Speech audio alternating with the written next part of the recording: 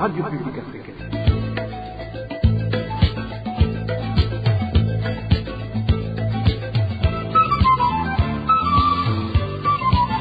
Radio Publique Africaine.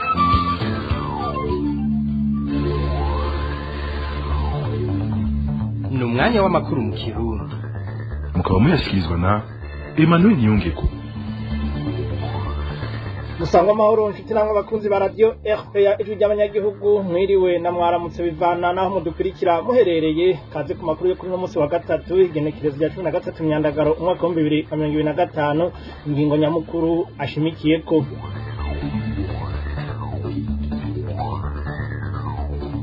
Imbere yo guca umuyaga nkuba ishirahamwe Regide zongo ryari rikwiye kubanza kuraba ibibanza canke inyubakwa zitokomwakomwa cane ibitaro bisigurwa no muhinga mu bijanye n'umuyaga nkuba aho navuga ko ikiringo catanzwe na Regide zo mu bijanye no gutunganya neza ico gisata ari kinini.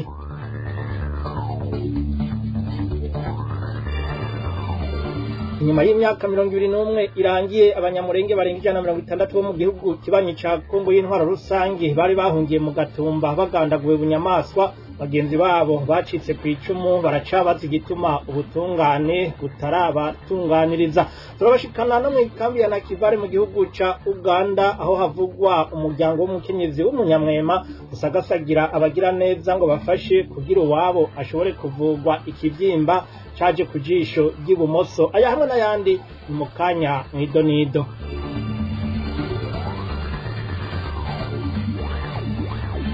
Dasubiye kubaramutsa duhere mu gisata c'amagara y'abantu abavyeyi indwi hamwe na bamwe mu bana bari bibungenzwe baritavye Imana mu kiringo ca baba imisi indwi ku bitaro bikuru vya Makamba. Imvo nibura ry'umuyaga nkuba mu ntara hafi nka zose zigize igihugu c'u Burundi, muri bo harimwo abapfiriye mu nzira mu gihe bari bakuwe kuri ivyo bitaro bajanywe aho bari bimuriwe. Josiane Muzaneza yaravuganye n'abakorera mu gisata c'amagara y'abantu aho mu bumanuko bw'igihugu baramwiganira uko bakozwe ko n'iryo kena ry'umuyaga nkuba. Uko niko vyifashe ku bitaro nka byose bibarizwa mu ntara ya Burunga kuko ibintu bikoreshwa n'umuyaga vyahagaze haraheze igihe kitari gito, ivyahuha bikaba vyagiye guhuka muri indwi iheze kuva ishirahamwe Regidezo rimenyeshereje ko igihugu nka cose kigiye kubura umuyaga nkuba mu kiringo c'iminsi 10. Mu bariko barakorwa ko cyane n'iryo kena harimo abavyeyi n'impinja zivuka zitageze.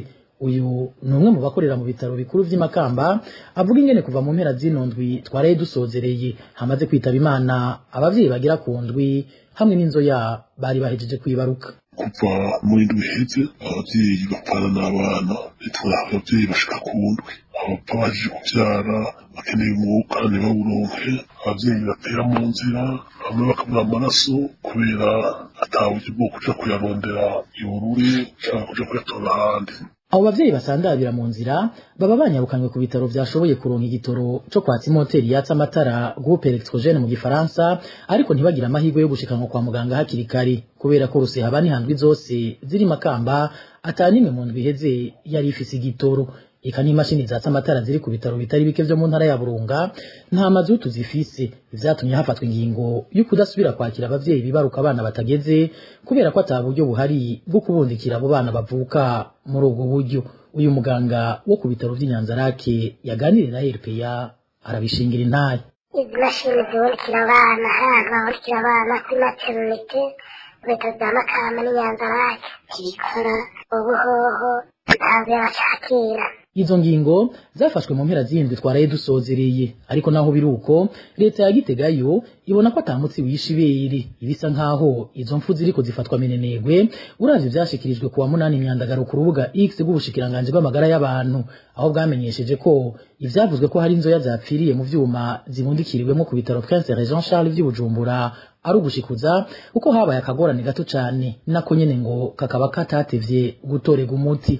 Ubwo bushikiranganje bwanamenyesheje ko ako kagorane kabaye Bujumbura gusa, ivyo akaba ari ibinyoma kuko uyu munsi nyene ku bitaro bikuru vy'intara ya Gitega hari hapfuye abandi bagwayi batatu bari mu vyuma bibafasha guhema, abo bakaba baje biyongera kuri abo bavyeyi indwi bapfiriye Makamba udashizemwo bamwe mu bibondo bari bibungenze. Mu bavyeyi bamaze kwitaba Imana rero harimo n'ababuze amaraso bongererezwa kubera ko vyasaba ko bakoresha ayavuye Bururi. Ubona ko amaraso yarabitswe mu bitaro vy'Imakamba na Nyanzarake yasheshwe kubera yari yononekaye kubera ibura ry'umuyaga nkuba, ariko nivyakunze ko abo bavyeyi bashika Bururi kubera ubukene bw'igitoro.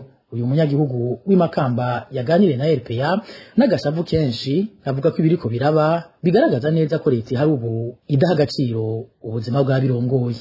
Ukazibona imodokari y'amatanteri, imodokari ya leta iremetse ubwatsi bw'inka, iremetse ibigori byo kwimbura, iremetse ibintu bitandukanye, irimwo abantu bo mu migambwe, ariko igitoki kuja gufasha ababatwijana kwijana kitabura. Iyo ngorane y'abantu bariko bitabira Imana kwa muganga kubera ibura ry'umuyaga nkuba iranavugwa mu bitaro vyo mu Rutana, aho nyene mu ntara ya Burunga, eka no mu ntara ya Buhumuza, nko ku bitaro vyo mu Cankuzo. Gushika ubu yaba mu bushikiranganje bw'amagara y'abantu yaba mu bashinga amateka babwirizwa guhagararira inyungu z'abanyagihugu bitwa ko baserukira agacerere ni kose. Hagati aho ibiharuro vy'abahasiga ubuzima vyo biguma vyiyongera. Josiane Muzaneza urakenuye. Tukivuga ibijanye n'icika ry'umuyaga nkuba nari nabibabwiye mu ntangamarara, ikiringo catanzwe n'ishirahamwe Regidezo kugira ritunganye ibijanye n'umuyaga nkuba ni kirekire ugereranije nuko vyari bisanzwe ibikorwa. Ivyo bisigurwa n'umwe mu bahinga mu bijanye n'umuyaga nkuba yaganiriye na radio RPA. Kubwiwe rero uko biri kose Regidezo yari ikwiye kubanza kuvyiga neza ikamenya ko hari bisata bidakwiye kubura umuyaga nkuba nk'ibitaro, amabohero n'ibindi. Woyanonosoye ivy'umuyaga nkuba akamenyesha ko Regidezo yari kuba yabanje kuraba uburemere bw'ibishobora kononekara imbere yo guca umuyaga nkuba. Tumutege yompi. Itangazo Regidezo yasohoye rivuga ibikorwa bigiye gukora, umuntu yo kwibaza utubazo tutari duke. Kubera iki ivyo bikorwa bishobora gufata iminsi ingana gutyo? Mu bisanzwe tuzi yuko ibikorwa byo guhuza ibituro umuyaga nkuba Rubirizi na Gahongore na Kamenge akaba ariyo ihuriro rikuru ry'igihugu dispatching national, mu bisanzwe ntivyahora bitwara umwanya munini, bitwaye igihe kinini, wari umunsi umwe canke iminsi ibiri. Naho nyene kenshi bagaca bashiraho uburyo, bashiraho umuhora ushobora kuja guhereza umuriro ibisata bikomakomeye by'ubuzima bw'igihugu, nk'ibitaro, nk'amapirizo, ibiro bikuru by'umukuru w'igihugu, ibiro bikuru by'igisirikare n'ibindi bisata bitandukanye bikomakomeye by'ubuzima bidategerezwa kubura umuyaga nkuba, kugira ngo umwanya bazoba bariko basubiramo canke batunganya neza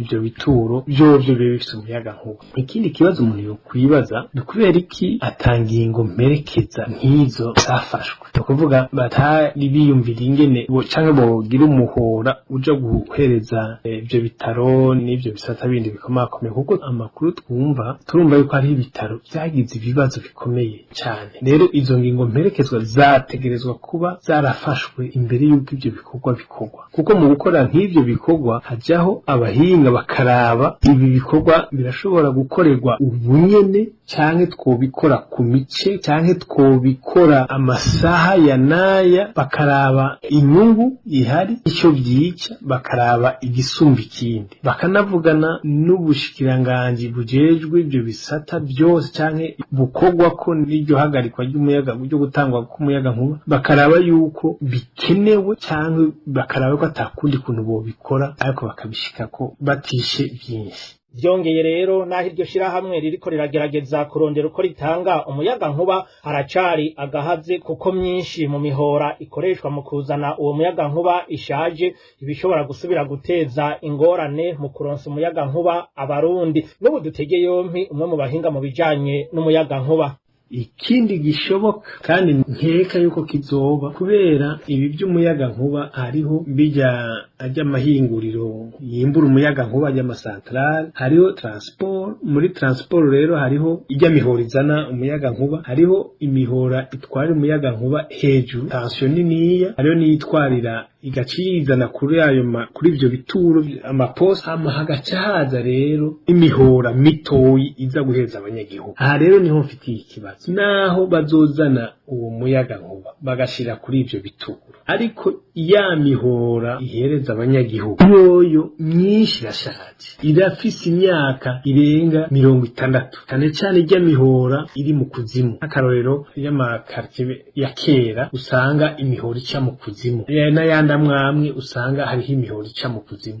Iyica hejuru yoyo biroroshe, barashobora kuyihindura byoroshe, ariko iyica mu kuzimu bisaba uburyo bwinshi, birazimvye, nayo irashaje kuko imaze imyaka nibaza irenga 60, kandi itategerezwa kurenza imyaka 20 bitevye 25 imbere yuko ihinduka. Urumva twebwe ari itarahinduka ico. Nibashiramo rero uwo muyaga nkuba mwinshi bagaca bafatanya, umva hazoba harimwo imihora mishasha n'ishaje, ingwane zishobora kuba zoshobora, ni ibintu nibaza zishobora kuba vya bindi nyene. Ugasanga itango ry'umuyaga nkuba mu banyagihugu, mu Barundi, mu banyagisagara biragora kubera bishaje. Ubwanje byari kuba byiza iyo baba barabyiyumviriye bakabanza guhera kuri iyo mihora yo gushikiriza umuyaga nkuba abanyagihugu, hanyuma badashoboye kubikorera rimwe niho byari byiza, byari kuba ari byiza. Ariko urumva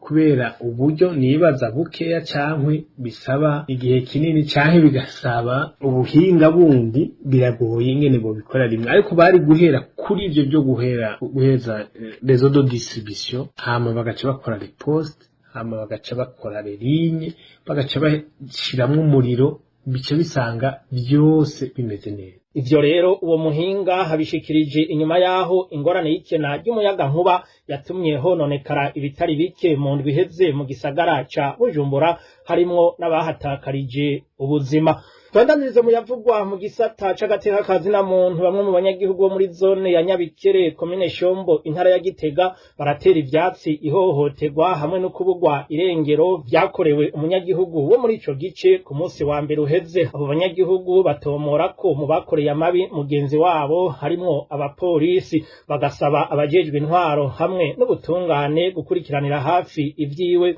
kugira aboneke kandi anatunganirizwe. Inkuru ya Eroge Divin Remesha.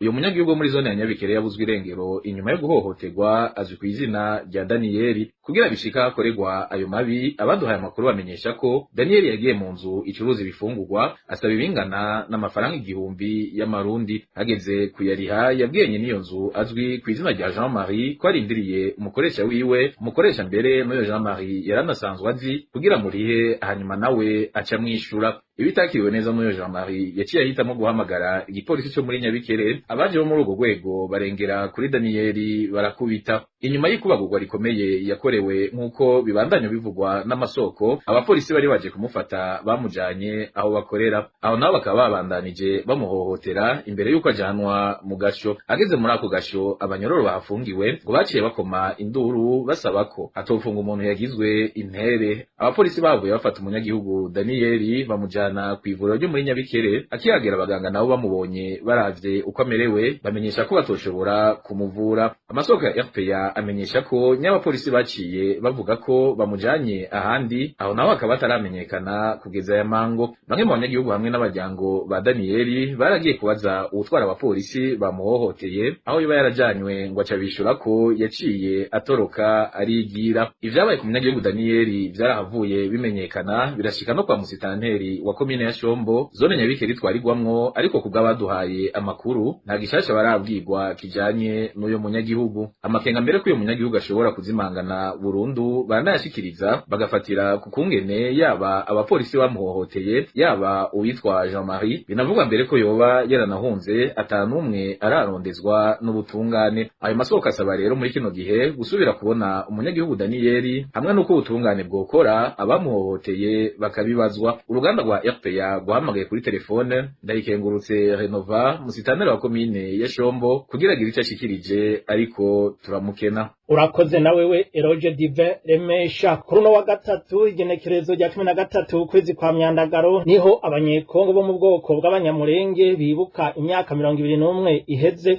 ababo bashika ku 166 bagandaguwe hari mu ijoro ryo kwa 13 rishiri wa 14 Myandagaro umwaka wa 2004 mu Gatumba ku rubibe Uburundi buhana n'igihugu ca Kongo y'intwaro rusangi. Lazaro Sebitereko aserukira abarokotse muri ubwo bwicanyi abandanya asaba ubutungane akavuga ko adatahura ingene abantu bari mu minwe y'ishirahamwe rijejwe impunzi HCR bipfuza ubutungane imyaka nk'iyo ikarangira batarabuhabwa. Umvirize ico twebwe dutekereza habuze ubushake kuko abavyemerewe barahari baba baranahereye no kuri abo bemeye bati twebwe twabikoze bagaheraho, ariko iyo hatari ubushake ntaco twogeraho.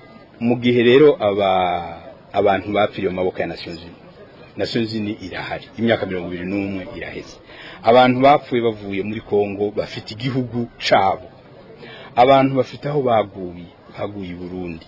None abo bantu bose nitwe twirirwa tugenda dukomanga tuti nyabuna ni mutunganyiriza abantu.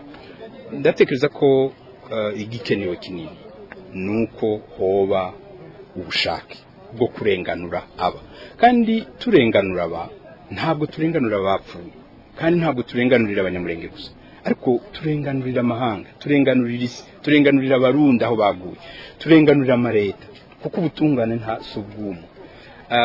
Ikindi naco nuko iyo duhaye tubivuga cyangwa se tubyifuza ko abantu bose babikora, nuko kugeza n'uno munsi hirya no hino abantu baziruka nyine.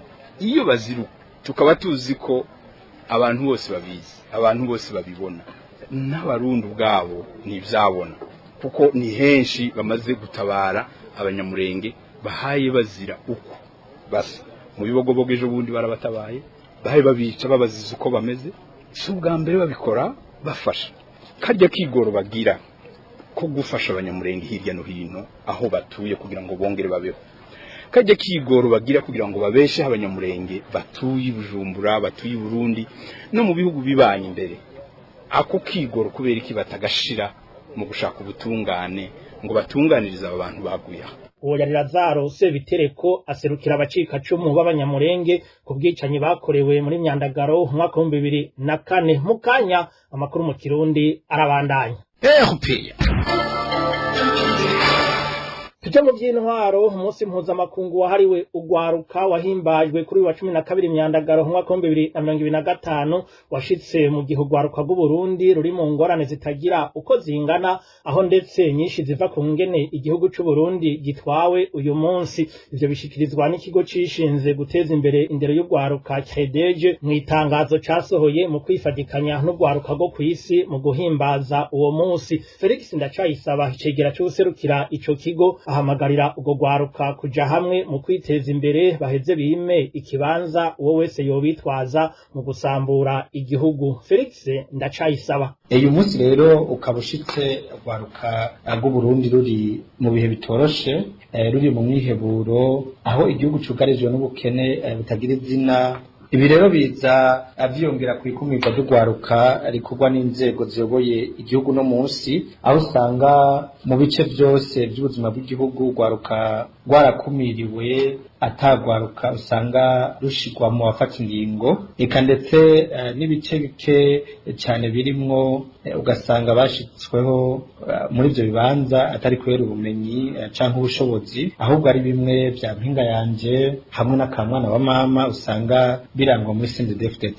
Ikindi kintu giteye impungenge gusumba n'ibijanye n'indero, aho bigaragara ko inyigisho ziguma zitituka cyane mu Burundi, aho usanga ugwaruka ruheza amashuri no munsi atabumenyi bukwiye rufise kugira rushobore guhiganwa n'urundi gwaruka rwo mu bindi bihugu ku isoko ry'akazi, eka ndetse rutashobora kandi no guhangana n'ibibazo by'ubukene igihugu cyacu kirimo.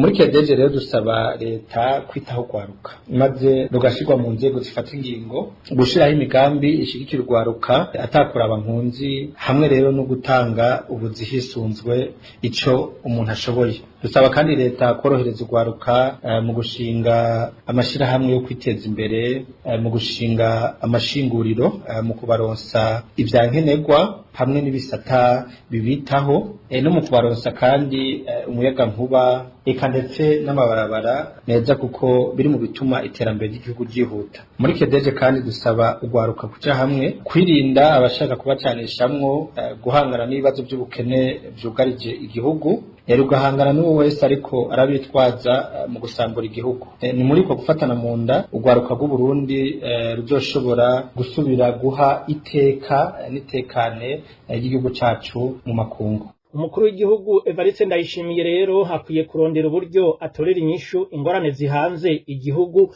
atarinze guta amakosa ku bandi. Ivyo navyo bishikirizwa n'umunyepolitike yahoze ari cegera c'umukuru w'igihugu Federico Bamvuginyumvira, akaba bivuze inyuma yaho ku munsi wa gatandatu w'indwi iheze umukuru w'igihugu c'u Burundi yamenyesheje ko ishirahamwe mpuzamakungu ONU ryononye vyinshi mu Burundi, akaba yaranasavye ko ryofasha mu gusanura ivyononekaye. Federico Bamvuginyumvira yahoze ari cegera c'umukuru w'igihugu c'u Burundi. Mu vy'ukuri yabwirizwa gutegera kuva twikukiye imyaka iheze ingana iki ku 62 gushika uyu munsi kubahuka kuvuga uko akibagira yuko haheze imyaka 20 umugambwe wiwe ari uramutswa igihugu kandi nawe nyene yarabaye n'umushikiranganje w'intwaro yo hagati mu gihugu akaba umuyobozi mwishikiraho kwa perezida no kuvuga ari umuntu adasanzwe mu gihugu uyu munsi niwe mukuru w'igihugu aho kuvuga ati turasavye imbabazi abarundi gukuntu twabatwaye tubacuramitse uyu munsi kigeze aho kigeze akaba kuvuga ngo ni cambere mu isi ngo giteye imbere abona ingene abarundi bamerewe ingene abarundi byose vyanse ariko kawa akavuga ngo Nations Unies nayireke ibyo byose kiri nyuma no kunyegeza ibibazo nyabibazo biba bihari agata kuyundi amwagiriza ngo ni wewe kandi ahanini ari we ibyerekeye kutwereka iyo tuja ntaza arahendesha abanyagihugu ngwimbona 2040 bijya ntaco bivuze atabaje no kwerekana iyo 2025 yahereye rero nareke Nations Unies bo barakoze ico bashoboye. Muri politike kazoza kimigambwe ntigashemeye cane mu gihe cyose abarundi bazoba bakija muri politike kugira bahakure uburaro n'uburamuko. Umuhinga mu bya politike Julien Nimubona hasigura ko uko imigambwe itakaza ubutegetsi canke ibibanza yacokezamwo abanywanyi ariko itera izimangana. Kurikire umuhinga mu bya politike akaba n'umwigisha muri kaminuza Julien Nimubona. Mbega iyo migambwe tuyivuge turaharwa 30 nitugome dushike no ku 40 uza kuraba ku rubuga hari ingahe imigambwe ingahe yaruye abanywanyi bashobora kuja ku rubuga bakaja mu ntara go kwitoza mwarabonye hageze kugira za ntonde zo kuja gutondeka abitoza ku rwego rw'abashinga amateka canke kuri abo bahanuzi ba komine batanga babashenguza amateka naratangaye mbere mbonye hari imigambwe iza guherekeza CNDD-FDD mu kwitoza mu rwego rw'abakenguza amateka kandi bazi neza yuko amakonseye komino yose atwawe na CNDD-FDD byarantangaje cyane ngira ngo kwaro kwizera kakandi kuko CNDD-FDD zo kwifata mu jisho ikabaha akantu. Rero iyo migambwe muri Afrika turabizi iyo mu gihugu udashobora kubaho utinjiye muri politiki ukibaza yuko uburaro n'uburamuko buri muri politiki imigambwe igatungwa rero no kuba muri politiki no kuvuga yuko itabiriho kuko itsinzwe icifutwa ko ntibigifise uburyo na cyane cyane iyo abanywanyi bo mu migambwe yose batanguye kwibonamwo akazi ukubaho nabo nyene urumva utagifise ibyo utanga n'inkimbwa udakifise ibijumbu ntabwo zisubira kugutumbera. Rero imigambwe kubera ubukene ntabanywanyi ari gifise bakwiye benshi ugasanga rero byaratanguye mu 90 aho hari intumbero yuko leta ifasha imigambwe kubaho n'imodoka ikabaha baraje bayishiraho kugira ngo baronke ayo majipe byarasubiye mu 2000 igihe bavuze ati ufise umugambwe n'injije mu nzego mu bya transition twabonye imigambwe yaciye ivuka kugira ngo bashobore kuronka ibibanza muri leta. Murumva igituma imigambwe yacu ibaho nuko haba hari ico kigiye gutunga abanywanyi. Ikindi gituma imigambwe ibaho ngaho iwacu cyane n'ibishobisho nivyo yuko turaba ntimwibagire ibyo twaciyemo Barundi baca baniganira kuvuga ni jewe serukira abahutu gusumba abandi ni jewe serukira abatutsi gusumba abandi kuri urwo rubuga niho usanga hasigaye iyo migambwe ibiri canke itatu kubera ikigambaye ngaho iwacu no mu matora aheruka niyo cabonetse no kugwanira guharanira ibishobisho kuniganira ivyakomerekeje imitima y'abarundi aho kuniganira ubwenge bubuhindura ingene abarundi babayeho muri ico kiringo rero nturonka imigambwe myinshi ucubona CNDD-FDD igomba gufuta CNL gufuta ya coalition nshasha yivutse y'abarundi bose kugira ngo ntibaze kwitwara amajwi y'abahutu usanga iprona ruko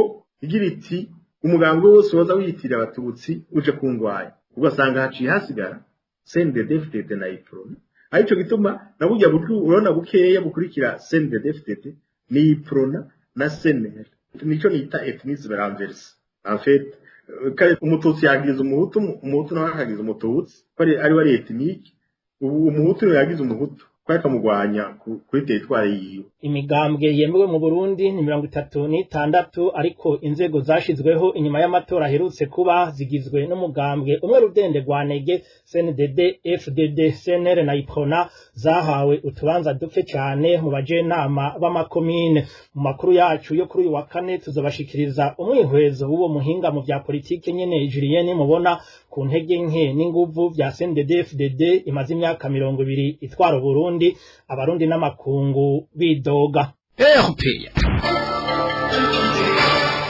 Muyavugwa mu by'imibano ibinyobwa by'ishirahamwe Brarudi mu ntara ya Bujumbura byaradugijwe ibiciro mu itangazo ryo kuri wa 12 myandagaro uyu mwaka 2025 rigenewe abamenyesha makuru ishirahamwe Brarudi ryashize ahabona ko ibinyobwa byadugijwe ibiciro kubera ko ivyo rikoresha mu guhingura ivyo binyobwa navyo nyene bibandanya kuduga amafaranga ari hagati y'amajana 5 hamwe n'ibihumbi 2,700 niyo iryo shirahamwe Brarudi ryadugije ko ibinyobwa aho Primus santilitiro 50 yahora igugwa 1,800 yadugijwe ko amajana 5 ikabigiye kugugwa amafaranga 2,300 Primus santilitiro 72 yahora ku 2,500 yadugijwe ko amajana 8 igiye kugugwa 3,300 Amstel Blonde santilitiro 35 yahora igugwa 3,500 yadugijwe ko 2,500 ija ku 6,000 Amstel Bock nayo yagugwa 2,800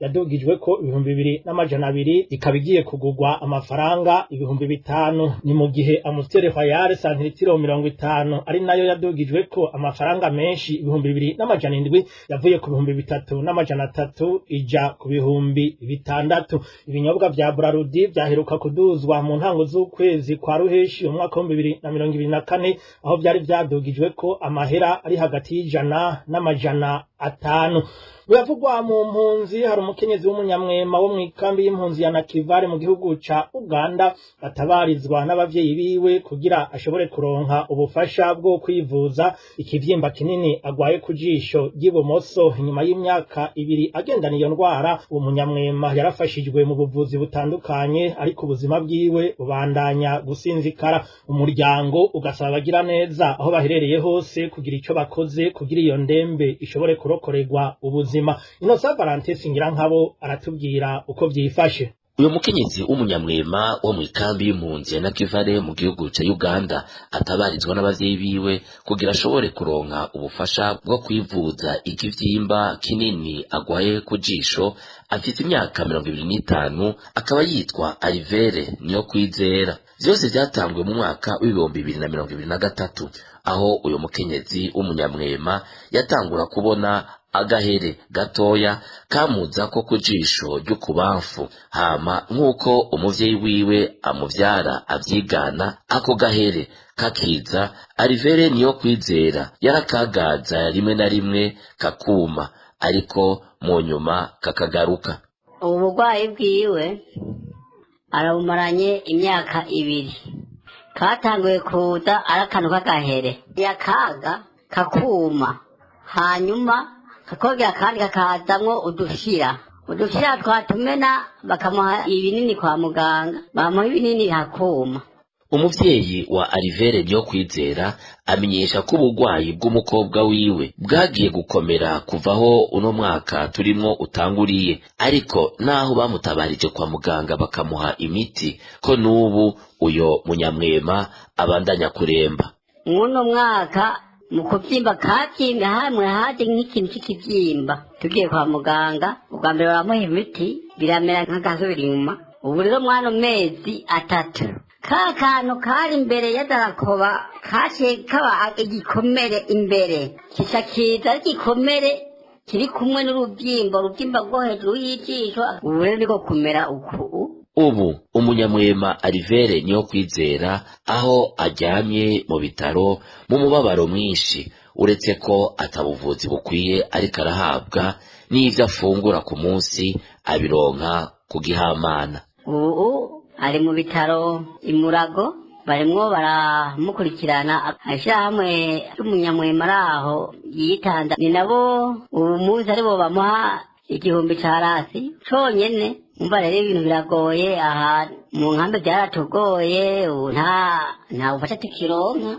Umuryango w'uyo munyamwema Alivere Niyokwizera amaranye ikivyimba ku jisho igihe kinini usaba abagira neza aho baherereye hose kugira ico bakoze kugira iyo ndembe ishobore kurokorerwa ubuzima. Innocent Valente singira nkabo nkuko vyama ku minsi ya gatatu. Uyu ni wa mwanya w'ikiganiro kw'isoko mutegurirwa n'urunani rw'amaradiyo RPA ijwi ry'abanyagihugu, Inzamba agateka kawe n'imbonesha kure Renaissance. Uyu munsi tugaruka ku bwicanyi bumaze iminsi bubera mu zahoze ari intara zo mu buraruko bw'igihugu. Ikiganiro kw'isoko tugishikirizwa na Elvis Niyomwungere.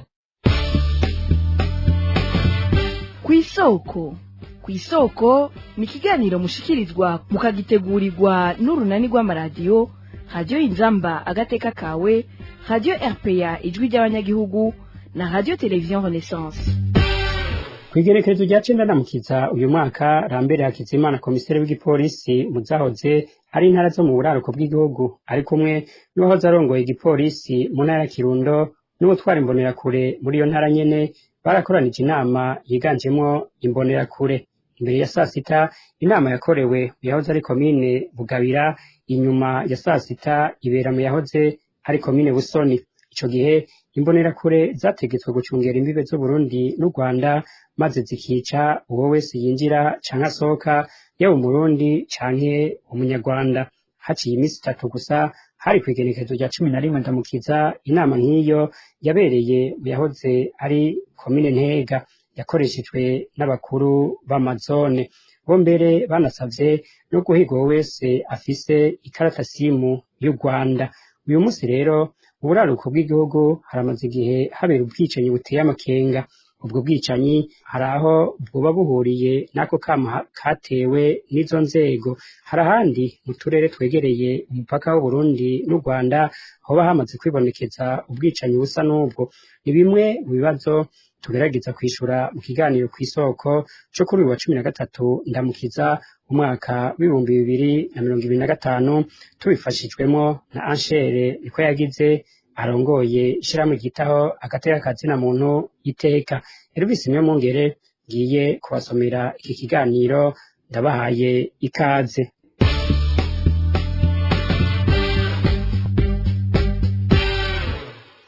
Abanyagihugu bo makomine y'intara ya Butanyerera ahantu rubibe n'igihugu cy'u Rwanda baratabaza bavuga ko haheze igihe kinini babona ibiziga mu ruzi Kanyaru, abandi banyagihugu nabo bakaba baraswe izuba riva. Benshi muri abo bicwa baba barenze imbibe haba ku ruhande rw'u Burundi canke ku ruhande rw'u Rwanda. Tubibaze Jean George Kibogora. Akarorero kavuga gatangwa n'abanyagihugu muri komine yahoze yitwa Nyamurenza uno musi yitwa Kiremba, aho bavuga ko haheze igihe babona ibiziga mu ruzi Kanyaru.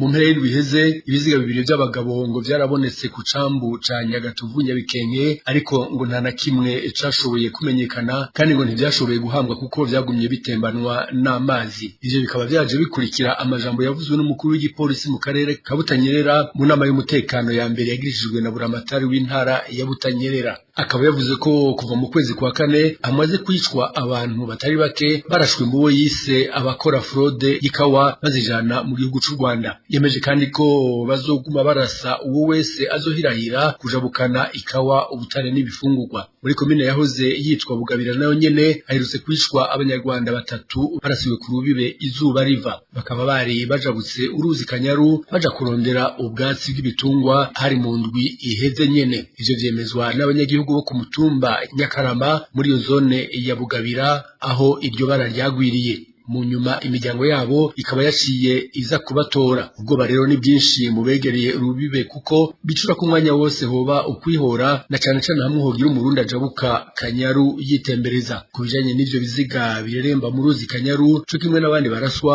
mu ntara ya Butanyerera bakaba bataragira ico babivuzeko. Amakuru urunani rw'amaradiyo rufise nuko ubwo bwicanyi bukorwa no ku ruhande rwa komine Cibitoki ihana urubibe n'igihugu cy'u Rwanda mu ntara ya Bujumbura.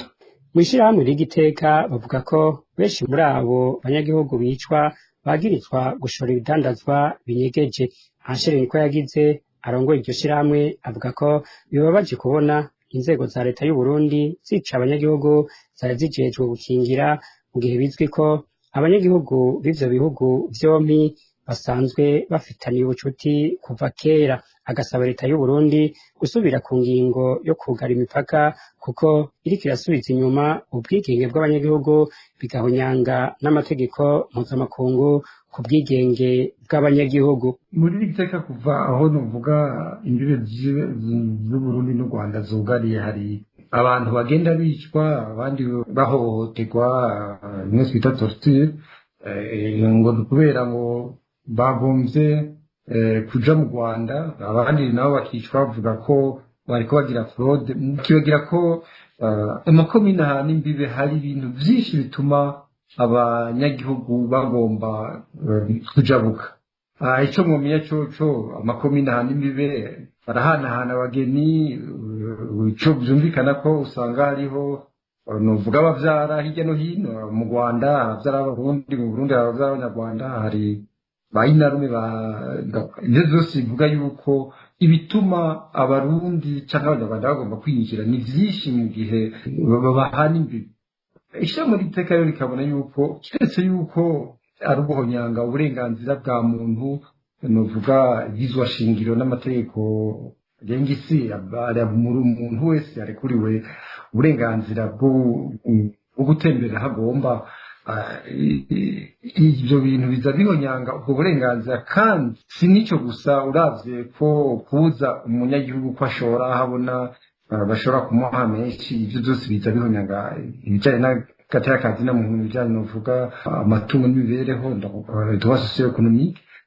Tugira rero muri iri teka ico dusaba leta nuko yokwikubita agashi aho kubandanya ihonyanga agateka kazina muntu, yica abo ibwirijwe gukingira, ihohotera ibwirijwe gukingira, ahubwo nyabuna irabe itorera inyishu ikibazo kihari, ico kibazo cyo kugara imbibe, cyo kubuza kugenderanira n'uwo n'umuzimyamuriro, irabe ko yogitorera inyishu, ireke abarundi canke abanyarwanda baramukanye nk'uko vyanira kera, bashorera aho bagomvye.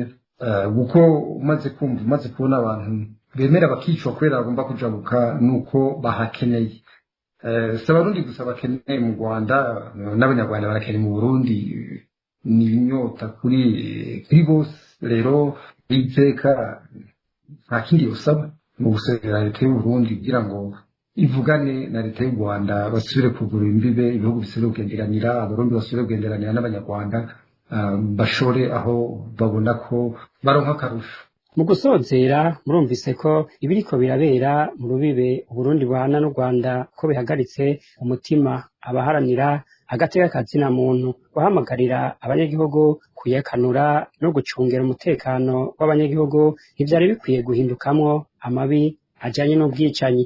Gukingira uburenganzira bwa kiremwa muntu ni ngombwa mu ntumbero yo kubumbatira amahoro y'icizere hagati y'abanyagihugu b'ibihugu bibiri. Nino ngaha duciye dusozerera kino kiganiro kw'isoko co kuri uyu wa gatatu.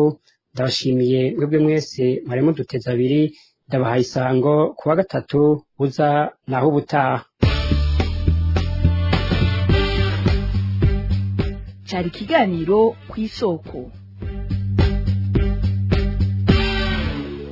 Nyano rero duciye dusozerera amakuru yo kuri wa 13 Myandagaro umwaka wa 2025 mwakenuye mwebwe mwari muduteze yompi abayatororokanije hamwe n'abahinga b'ivyuma batumye mvuga mu kanyumva nabo nyene ndabakengurukiye kuri mikro mwari kumwe na Emmanuel Niyongeko ndabikebanuye ndabifuriza ibihe byiza aho muherereye.